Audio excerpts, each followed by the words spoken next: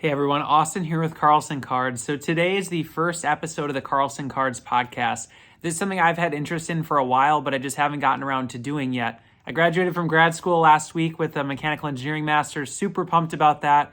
And one added benefit is I have a little bit more free time to be doing stuff like this. So my hope with this podcast is to really learn from the people that I talk to and by proxy help you guys learn as well, right? I can record these conversations learning from collectors and dealers that have been here for maybe, upwards of decades longer than myself. I hope you guys enjoyed. The guest today is absolutely awesome, and this was a great conversation. Awesome. So welcome to episode 1 of the Carlson Cards podcast. I am joined today by a personal hobby hero of mine. So we got Brett from Stacking Slabs podcast. I've been watching his podcast for close to 2 years now, I think. And recently, Brett, you just completed your 300th episode of the podcast. So I guess, first of all, it's the first time I've seen you face to face since then. So congrats on that. Appreciate it. Labor of love. Get to have conversations with collectors like you every week and unlock some gems and information. And I always say when I'm doing these things, it's fun to create content. I create content for a living, but it's also even more enjoyable to learn from all the collectors who have been doing it much longer than I have. Yeah, and that's actually, I appreciate you saying that. That's selfishly why I want to start making these kind of videos or podcasts here, just because, again, I've made videos on YouTube, like I mentioned, before we get started here. But it's felt like we're missing this like long form discussion that I selfishly want to have with everybody. And then now I get to record it and share it with others too. So I'm looking forward to hopefully finding tidbits and really like your strategy and your journey here that, again, selfishly I can steal and use in a good way, right? Learn from you. And then hopefully others can as well. So I'd be remiss if I didn't ask, how does it feel to have a quarterback? What's that been like? Like, what's the strategy now? You're a guy who collected the 2000s mostly, it seems like, for football and some wrestling. Now you have, the Colts have drafted Anthony Richardson. What's that strategy going, that feeling like for you having a new young guy in the crowd? So I will say it feels very, very refreshing. And I think, I was actually having a conversation at a work event with a Packers fan, and Rodgers moving over to the Jets. They had Favre, and then they had Rodgers, and you just elite quarterback play for so many years. And as a Colts fan, Manning to Luck, that transition, elite quarterback play for 20 plus years, and then when you don't have it, you're riding the quarterback carousel, you quickly realize that you miss the stability of having elite quarterback play. And so I would say, just to answer your question, I'm thrilled, rejuvenated as a fan. I'm a season ticket holder. Everybody around here, was tired of what was happening with just the carousel. And so I think having pick number 4, shout out Houston Texans and Davis Mills for the game winner you put on us to allow us to pick number 4. Going into it and studying and looking at, I'm a draft nut. I always have been. But the more I thought about new coach Shane Steichen and his track record with Rivers, Herbert, but most importantly, Jalen Hurts, and helping take the Eagles to the Super Bowl and helping make Jalen Hurts one of the best quarterbacks in the NFL, which no one would have said a year ago, really had me focusing in on Anthony Richardson the entire time. Traits, just freak of nature. He's Andrew Luck's size, but faster, 5 more pounds on his frame. He certainly doesn't have the experience Luck had out of college, but the goal really is match the quarterback soothsayer with the quarterback, and hopefully you get results. So thrilled is an understatement. I can't wait to buy my Anthony Richardson jersey. On my podcast, I talked about buying my first Anthony Richardson card. So yeah, the excitement level here in Indianapolis just going into next season, it's tremendous, and there's very little expectation. So it's kind of the perfect match. Anything we do or he does or helps the Colts do is really a net gain. So excited to have a quarterback here in the present and in the future. Yeah, that's it's funny you touch on the expectation and you touched on the Packer thing too, right? Because I'm a Packers fan through and through, and we've had such a good performance at the quarterback position. It's now this weird time frame where I can't have expectations, but I have super high expectations. Whereas, almost sounds like to your point, you guys have had such a carousel. It's like, okay, if we can just get 8 wins or 9 wins or something, that'd be an improvement. That's great, and he's going to develop. So that's awesome. And that's the thing with Jordan Love, I think too. It's like he's had 3 years to sit. This is time, right? Richardson, if he Mhm. doesn't come out hot, I think it's okay for everybody, but that's super cool. So you did touch on, you picked up your first card. How did you go about that? Again, having been that guy who's kind of been in the 2000s mostly outside of dabbling in, some of the newer sets for Colts quarterbacks I've seen you've picked up. Because I'm like, I have Jordan Love here, he's playing, but I don't know what I'd buy, to be honest, right? I'm like in this weird dilemma. So what was that process like for you? Yeah, so I knew there was going to be limited availability, and it was one of those things where it was like, I don't know, my Colts quarterback collecting has just always been a lane I've explored since I've been in the hobby, and my excitement level about this draft pick, like literally, I was like, I had like a piece of pizza in my hand, and my daughter was asleep upstairs. My wife was with her mother at Hamilton, and I had a buddy. Hamilton was in town. My wife was away, and my buddy was on the couch. And I was just like sitting there. I'm just like, please pick Anthony Richardson. Please pick Anthony Richardson. And when Goodell said Anthony Richardson, it was like this just a moment of like emotion, and all the texting and stuff was happening.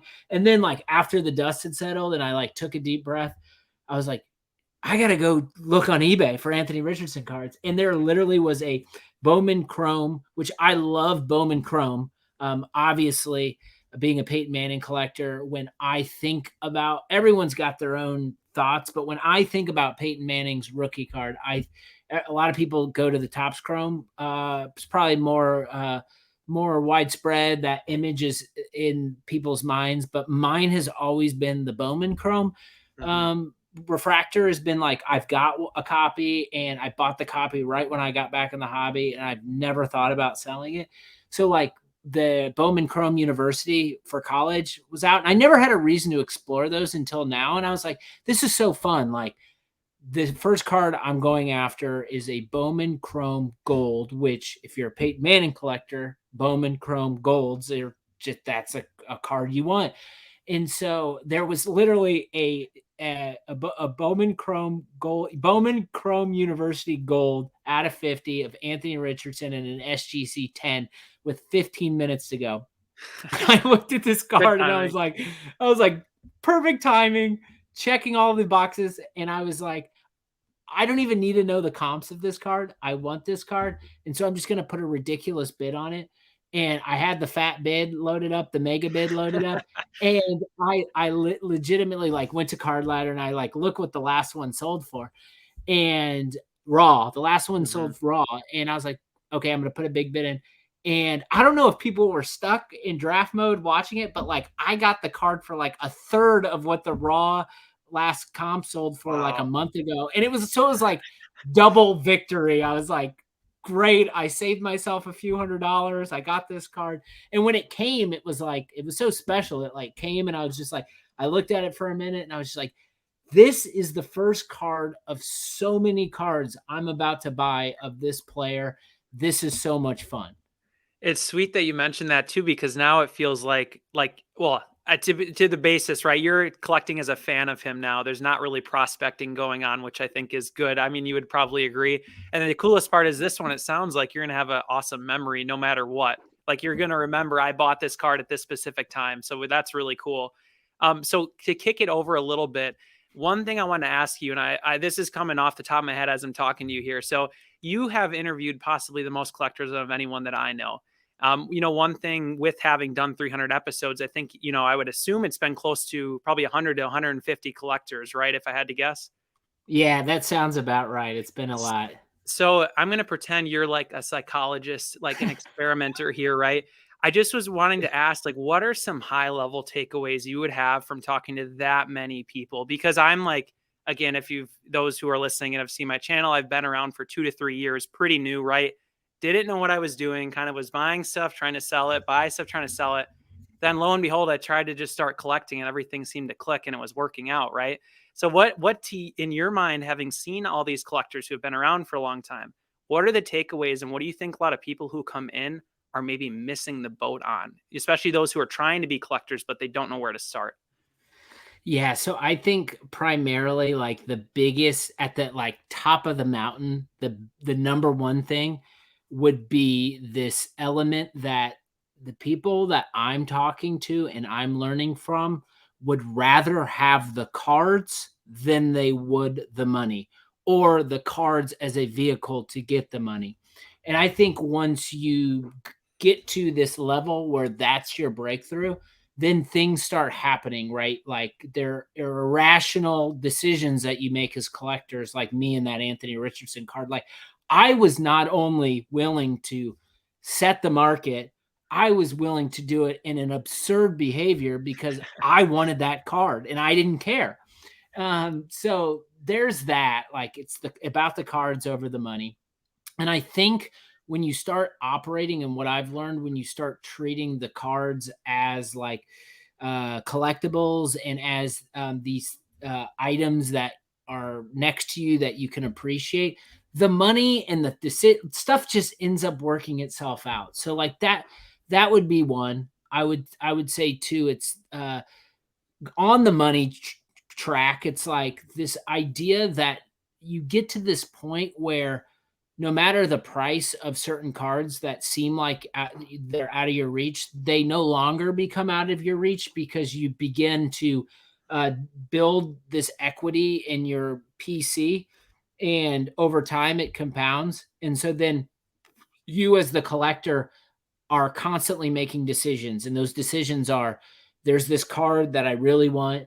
If I took that money out of my bank checking account right now and had no explanation, there's chances are my wife would say, "Hey, I thought we were gonna like redo the kitchen. Or the I baby thought we looks were up gonna," at you, "Where's my college tuition, dad?" or exactly. But the questions or none of that gets asked when you're just selling cards out of your PC to fund the next purchase. So I think that's a breakthrough that certainly not only I've learned from really savvy, smart collectors, but it's something I've built in my process. And also, too, like I would say, finally, the other big bullet is what you collect right now. The odds are that it might not be something that you collect a year or 2 years from now. Like this hobby and buying cards and enjoying cards, it's a never ending journey. And so I think having traits like being adaptable and just kind of letting your emotion carry you is really good. Like I find that the most irrational decisions I've ever made in the hobby are my favorite decisions, and the ones that are the most memorable. I would say like never come to me with a price advice on pricing and stuff, because I am not scared to be the person who I actually I actually sent a text to a buddy before this, and I said, "Congratulations, your card just went up in value because I just set the comp on this card that I just bought." And it's just because like I don't, at the end of the day, what I've learned, like it's maneuvering, and you sometimes you just gotta like make this. I feel like so much time is wasted in the back and forth and the negotiating over $50, $100. It's like if you treat every relationship like it's someone you're gonna buy from for a long time, like things come your way. And final note on this is like so much of the hobby is transactional. Buy card, sell card, make money. It's like the more we as collectors treat the hobby as a opportunity to build and develop and nurture long-term relationships, the cooler the things happen and the more fun the hobby gets. That is a piece. I like that. That was really interesting. So I have to confess something to you. Before we talked today, you had given me some cards that were your favorites. So I was really scrolling your Instagram page to, snag some pictures of those. And I realized I purchased your 2005 finest gold refractor Philip Rivers the other week, which is kind of funny because I think you must have auctioned it, and I saw it was the same number. So I actually back to the selling stuff. Like, Yeah. okay, you buy if I buy a card that's $3,000, then it's judgment day with my PC where it's like, Yep, I've yep. got to figure out how I get $3,000 out of this. And so And you what know it's bad happened? when the player, his face turns the other direction on the card, and you're like, "Okay, not that one. He doesn't wanna go yet." Exactly. But like every decision's a tough decision, right? So like that card, um, bought it, subbed it, and got it back. It was just time to go. I enjoyed that. But then I did see, I think it was a story post by you. I saw it. And I was like, Oh, you did notice. okay. Okay, that's funny. Yeah, Okay, I I realized noticed. I now was that I like, had posted it. but that's part of like Yeah. it made me feel good that it ended up with you because I know like the way you're collecting and how you're collecting. For me, it was like awesome. He's got like some rivers in the mix now, which I thought was super cool. Oh, for sure. Yeah. And I'll be honest, I'm in that like, it kind of, I'll get back to the equity. I have a question on that in a second, but I'm in that mode where it's like, you go chaos, order, chaos, order. Like right now I'm in chaos. It's like, okay, I got the Brady, I got the Peyton stuff figured out. I have most of the Peyton cards I want. Now let's just add all these different players. And like you said, kind of figure out what sticks. Like, do I want Mhm. one of each player? Do I like sets? Do I like, maybe top 10 of each player? Right. I'm just kind of figuring out. It's very fun. So I wanted to ask again on that Rivers made me think of it, and you mentioning the equity thing. So when you buy cards or like organizing your collection, do you kind of have this sense of like, okay, these are like the tier A's, these are never leaving unless, a child gets sick or we get in a car, like car breaks down or whatever. And then you have these other ones that are kind of like you said, these equity type cards. I'm already feeling that as I'm buying these, right? Like I bought the Rivers. It's really cool, but is it my top guy? Probably not. Maybe one day I sell it. I don't know. So I was curious if you could touch on that a little bit. I have found that the cards that stick in my collection are cards that connect back to something else. So, what I mean by this, an example would be um, I, for the longest time, had trouble buying Peyton Broncos cards for all the reasons as a hardcore Colts fan, as you can imagine. Then, as I became more aggressive in my Andrew Luck collecting, my best memories around being an Andrew Luck fan and season ticket holder during Luck was his matchups versus Peyton. It was Peyton coming back for the first time. It was the playoff victory in the divisional round against the Broncos. So that, and also too, it's like because I collect Luck, yes, there's, years of Chrome and Finest, but really that's 2012 was the start of the Panini era in football cards. So the start of Panini era in football cards also coincides with the start of the Manning era in Denver. So for me, it was like, why would I not collect these amazing cards and parallels from Panini that I have with Luck and collecting Manning just because he's in a Broncos uniform? That didn't make any sense. So the connection points there is the pairings. It's that if I've got the Andrew Luck over here, gold prism, then I want the Peyton Manning gold prism so I can pair them together. Now, once you start pairing cards together, that starts to tell a really significant story. And those are cards I found you just do not let go of it. There's a sticking point. It's like, I'm a software guy. I do marketing and software. It's like we have a product launch tomorrow. We're launching a new integration with a major marketing company and technology stack that every marketer uses. And the reason why we're doing this is because, it makes your product stickier once it comes renewal time. People are less likely to leave you if you're integrated with their primary stack. And that's what I found with my collecting. It's like the more the cards are integrated together, the less likely they are to leave. The other piece that I'll layer onto this is the sets. So as I've grown and matured as a collector, sets and the cards and the aesthetics really matter to me. Like that really matters. And if I like the card parallel set enough, then I choose to go on this exploration where then I can start buying cards of players that I never dreamt that I would buy cards before. Like I ended up with I won an auction last week for a totally chrome, totally certified mirror gold Reggie Bush card in his I saw Lions that. I uniform. didn't bid on it, but I had seen that auction. That's I cool. want it. Yeah, I that's really want it cool. because I love that parallel. And also sickening thing of it all is I'm wearing my Notre Dame hat. I was on campus for the Bush Push game and hate USC. Sorry, USC fans, but I hate USC football with all of my heart. And that game just killed me so much.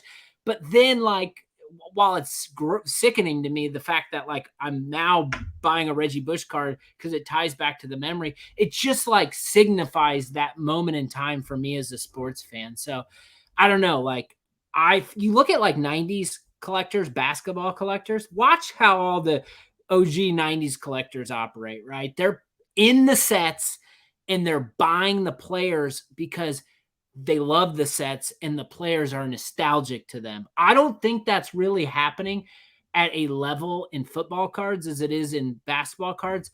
So I'm not trying to start a trend. I'm just saying these are some observations I'm making. And when I operate that way, those cards are less likely to leave my PC.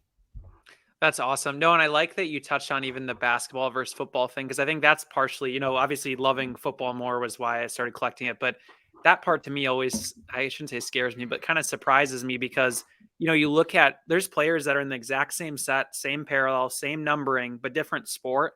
And you'd argue like football, some of these, like Peyton has this amazing legacy, but then you see like he sells for a fourth of like, trying to think of an example. You know what I mean? Like a third or fourth guy from the 90s. It's just kind of crazy that that exists, but it's just the market we live in. Let's hear it. Let's hear it. You got Here's a comp for you. So when I bought my Marvin Harrison PMG 97 PMG red, the reason I got a text from a message from a buddy, and he said, "Hey, dude, this is up. You got to buy this." And I was probably a year, maybe a little over a year to my collecting, and I might have bought one or two cards that were as expensive as that one at the time, but not many.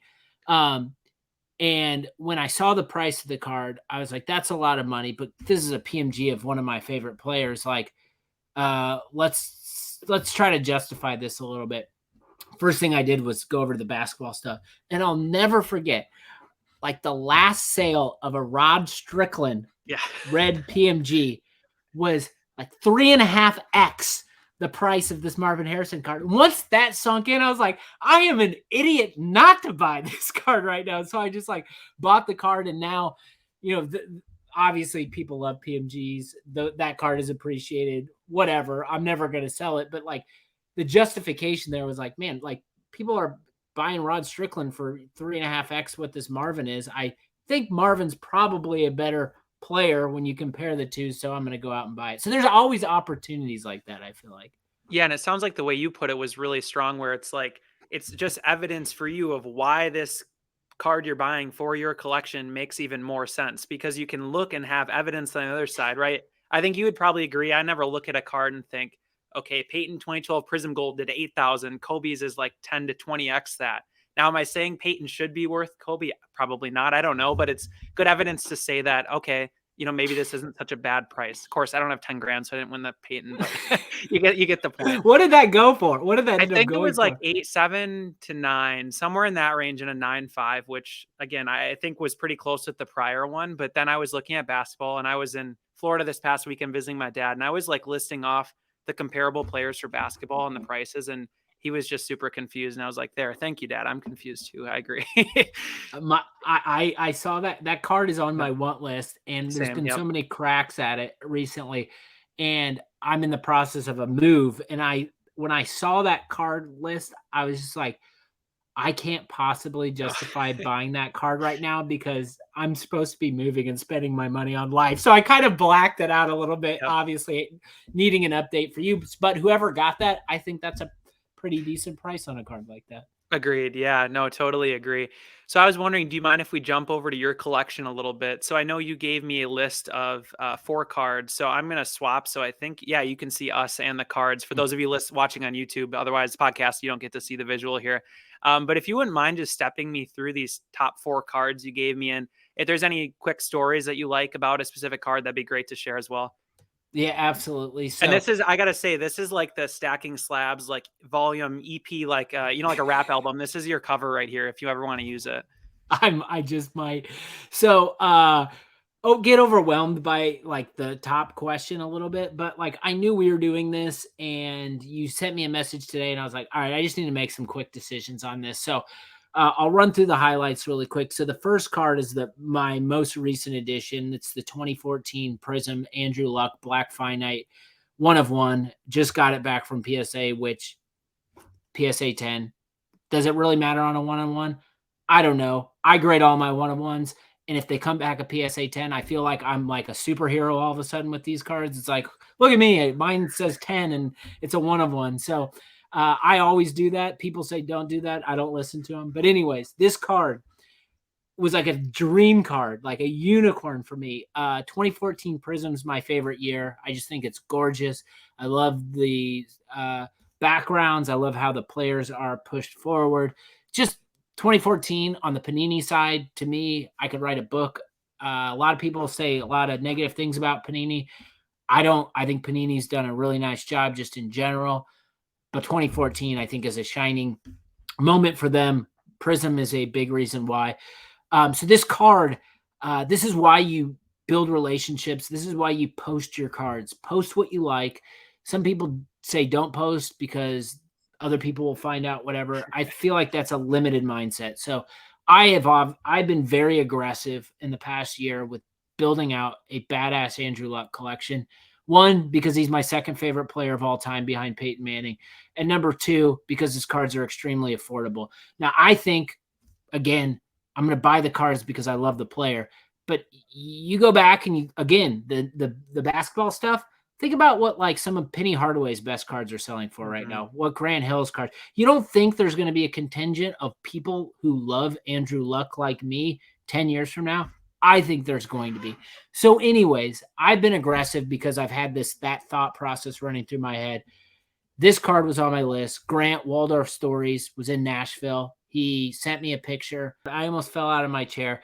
He sent me the dealer's name. I messaged the dealer, and he didn't really know the value. He said he was going to put it up on eBay. I said, don't do that. He said it could be worth X. It could be worth Y. I was like, let's just meet in the middle. Here's my offer. Deal done. Got the card. It was just an awesome feeling. Sent it immediately to regular service to PSA. Got it back and got a 10, which was extra special. So that card, literally, I couldn't have gotten it without having a relationship in the hobby.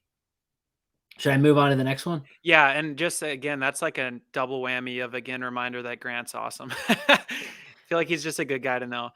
It's you, the people from Wisconsin, man. You guys are out there in droves. Good collecting community. Lot of us. I hope I'll get a few of us on here. We'll see. Okay, next card is we haven't talked much wrestling. This is the first wrestling card. Similar type of story. So this is the 2021 Topps Chrome WWE Roman Reigns Superfractor 1/1. I have always been a massive Roman Reigns fan, even when everybody hated him. He transformed into the tribal chief character. Now he's, the most popular wrestler in the world. So I liken it to if you don't watch wrestling or whatever. Basically, it was like LeBron James on the Cavs, like baby face, like good guy, couldn't win at first. Then he did the heel turn and went to Miami. That's the trajectory Roman Reigns is on. So this card is the last year of Topps Chrome having the WWE license, and it's the first card of him representing the new bad guy character. And this card, I want to shout out Adam Gelman, WWE Gelman, a good wrestling card buddy of mine. Literally in one of his Facebook groups, somebody was selling this card, and he messaged me. He was like, "Hey, this guy's selling this card. I think he's got an offer, but it doesn't hurt to reach out." So I reached out to him. The offer that he was working on fell through. I offered more. Deal got done immediately. Got the card. Couldn't believe it. Again, graded it. Came back a PSA 9. But we have these cards that you just like. I can't think of any circumstance that I'd sell this card. When I think about my wrestling card collection, this is certainly one of them, because not only is the story significant, but my primary PC, my Peyton Manning collection in wrestling cards is Roman Reigns.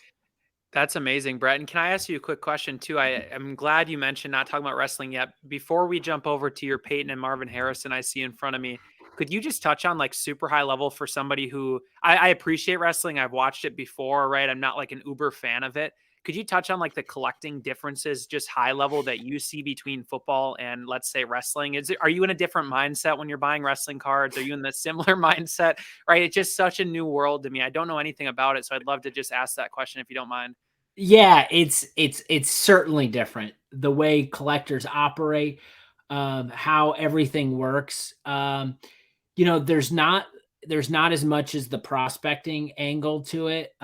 It seems like the value or the graded card element is a thing, but it's not as much of a thing. But a lot of people in wrestling cards aren't there. People don't really sell their stuff too much. It's like people are buying them to collect and keep it in their stash. So, yeah, there is a different mindset I have to take. I would say probably over any other space that I bought cards in, you are going to be on one side of the coin where you end up buying a card of your dreams for a percentage of what you believe it's worth, like this Roman Reigns card, or you need a card so bad that you're willing to pay, set the bar and set comps. Like I've been on both sides of that, probably 50% on each of those. And I don't really know what to liken it to, but it's kind of it's very wild, wild west, where there's less structure, there's more information being shared in the back channels, which makes it fun and exciting. So, yeah, I kind of when I go explore wrestling cards, and especially when I get into the negotiation phase, I certainly think a little bit differently. But I'll say, while I have gotten deals, some of the most expensive cards that I've ever purchased have been wrestling cards. Mm. So yeah, there's similarities, but there's majority differences. Awesome. So I appreciate that. That's good to know. Now I know like a little tidbit of wrestling. That's good. I'll keep storing it away for one day, maybe.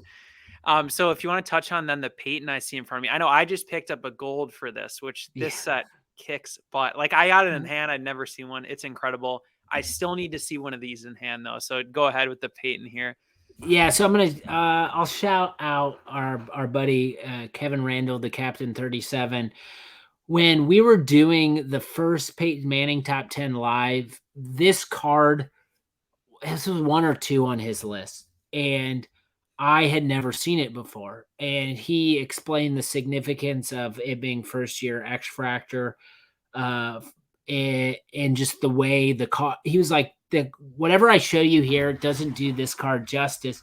And so I was on a mission ever since that, where it was like, it's out of 20. So there's only 20 copies, which obviously for all you scarcity fans out there, that helps add a cherry on top.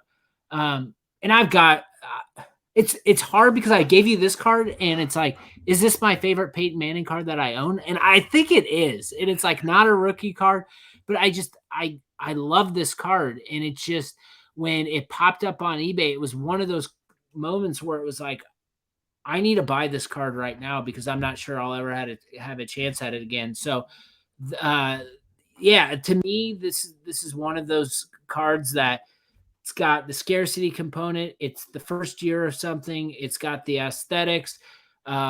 You mentioned you have the gold copy. I've got a gold Marvin Harrison. The golds are gorgeous. But yeah, I love, like you, I love Topps Finest. So 02, I think, is criminally underrated. And this card also to that era, like the early 2000s, like I just like picture Manning like in this picture, like, throwing for 300 yards, throwing for 4 touchdowns, and like on a path to win a game, and then probably be disappointed in the playoffs. They if you ever get a chance at one, they kind of dance on you. So it's kind of a one of a kind card. Awesome. And the Marvin here. So I'm seeing in front of me a 1 of 1. It's a Marvin Harrison. Could you tell me more about it? Yeah, so the Flair Showcase Legacy Collection, Marvin Harrison Row 2 Masterpiece, 1 of 1. Man, I have a hard time thinking about Peyton Manning without thinking about Marvin Harrison, and just being a Colts fan growing up, I have just as much nostalgia for Marvin as I do Peyton, all the moments and just an incredibly criminally, like, I know he's a Hall of Famer, but when people talk about greatest receivers of all time, I don't expect people to pick him over Jerry Rice or Randy Moss, whatever. But to me, he's like right up there.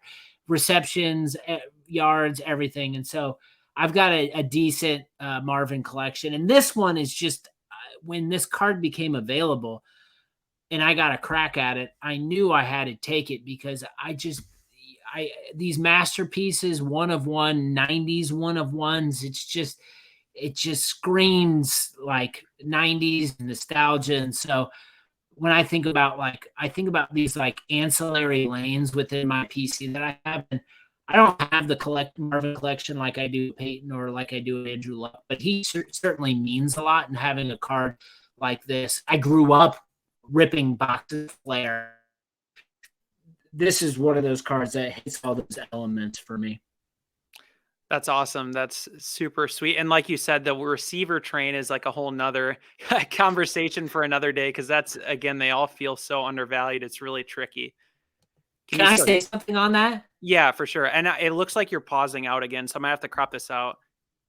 Okay. Now you're back.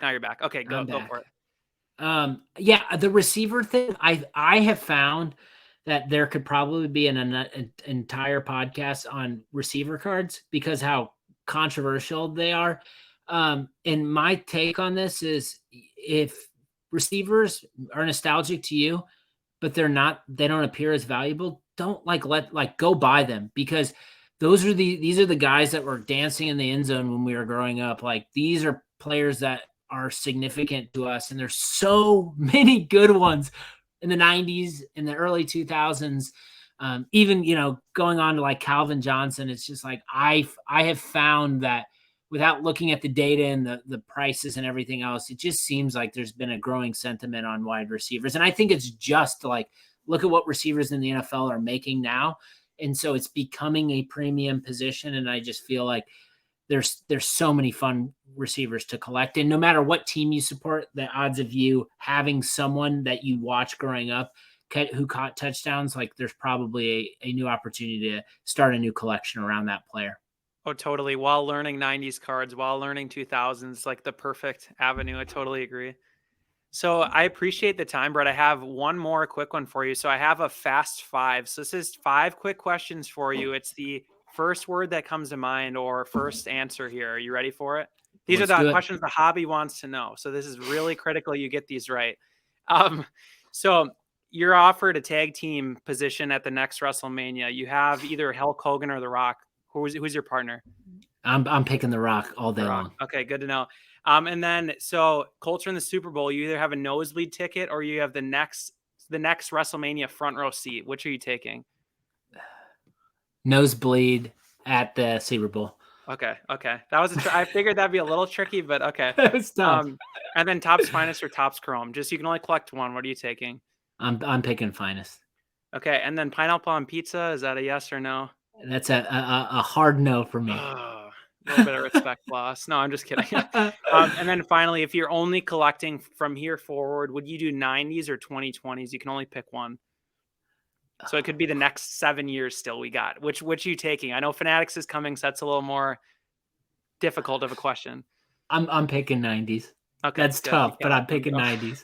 I know what I'm getting. I know what I'm working with. Yeah, there you go. Yeah, you're not a gambling man. You're gonna take what you can get. That's right.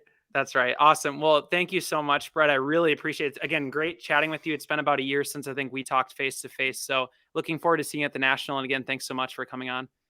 Thanks, Austin. Really appreciate it. All right. Talk to you later. Thanks, Brett.